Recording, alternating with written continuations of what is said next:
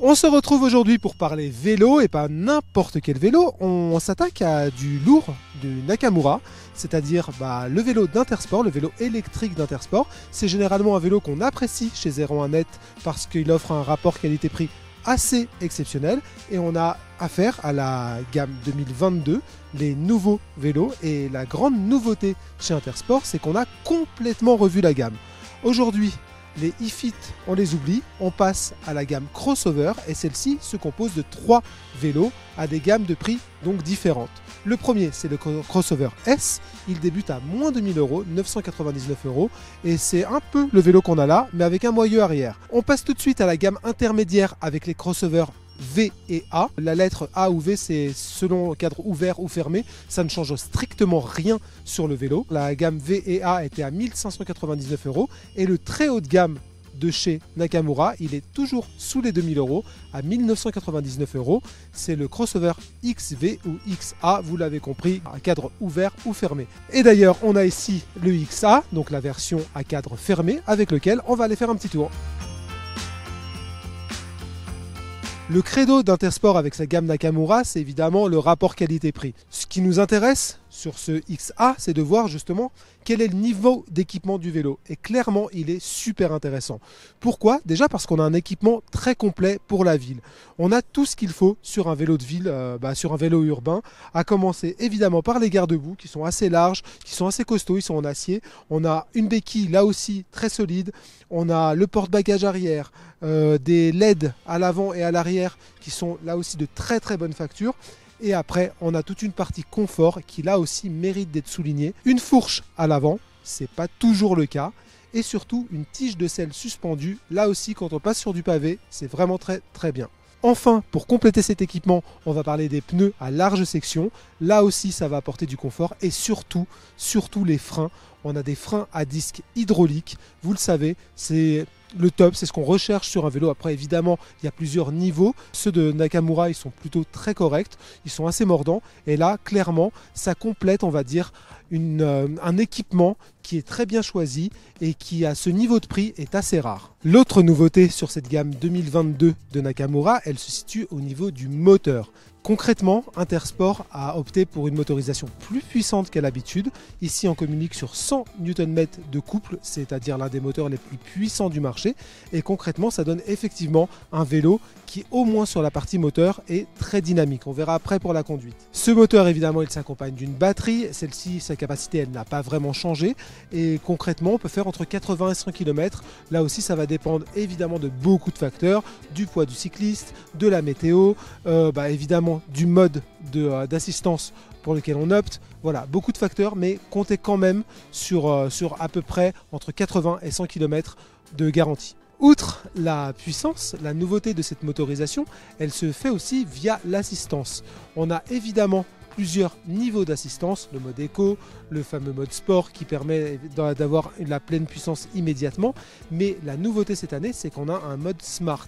Et là, Intersport essaie de suivre tout simplement ce qui se fait chez les gros motoristes de type Bosch ou Shimano, c'est-à-dire un mode un peu intermédiaire qui prend en compte l'intensité de pédalage grâce à un capteur de couple et qui du coup fournit une assistance qui est non seulement progressive mais qui correspond aussi à, on va dire, à la force de pédalage du cycliste, quelque chose qui est, on va dire, plus naturel. C'est vraiment ça qui est recherché sur ce type de mode. Et à notre connaissance, Nakamura est un des seuls constructeurs, hors évidemment Shimano et Bosch, à proposer ce genre d'assistance un peu plus élaborée.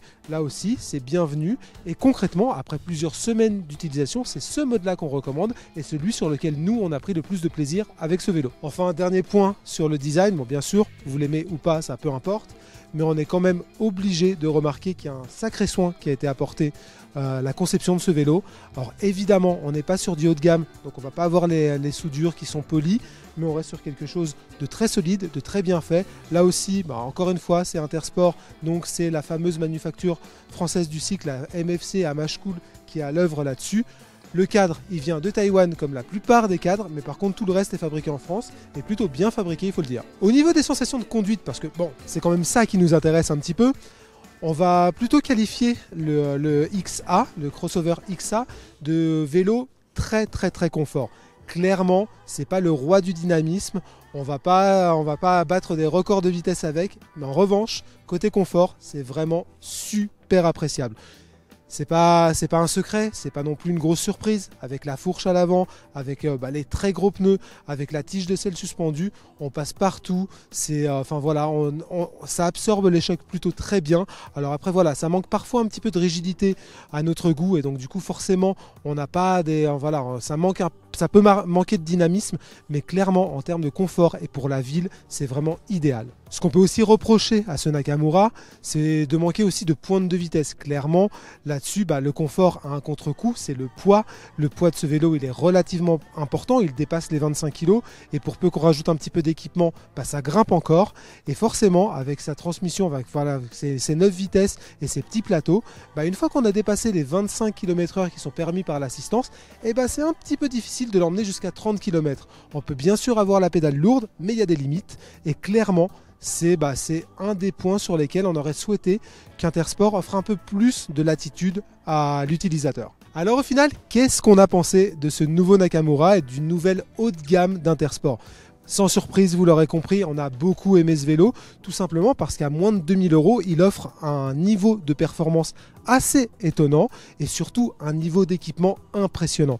Clairement, il n'y a pas grande concurrence en face de ce XA. On a un vélo certes typé confort, mais vraiment très agréable pour la ville, qui a tout ou presque, et surtout la nouveauté, un moteur plus puissant et plus agréable grâce à un mode smart, plus intelligent que la moyenne, ça c'est certain, et surtout très agréable à utiliser. L'autre bonne nouvelle, c'est que si ça c'est le haut de gamme de chez Nakamura, il existe une gamme légèrement inférieure, donc le A ou le V, qui elle à peine moins d'équipement, je précise à peine moins d'équipement et notamment des pneus plus fins qui pourraient d'ailleurs convenir un peu mieux à certains usages en ville et surtout cette version à 1599 €, clairement si celle-ci est très bonne, on peut s'attendre à ce que la version 300 € moins chère soit véritablement le meilleur rapport qualité-prix du marché. En tout cas, c'est ce que le XA nous dit de son petit frère. Une dernière précision qui, en ces temps de pénurie, a quand même beaucoup d'utilité. Intersport est un des rares fabricants à avoir du stock sur ses vélos. C'est assez rare pour être souligné. Donc clairement, si ce vélo vous intéresse, il y a quand même des chances de le trouver en magasin.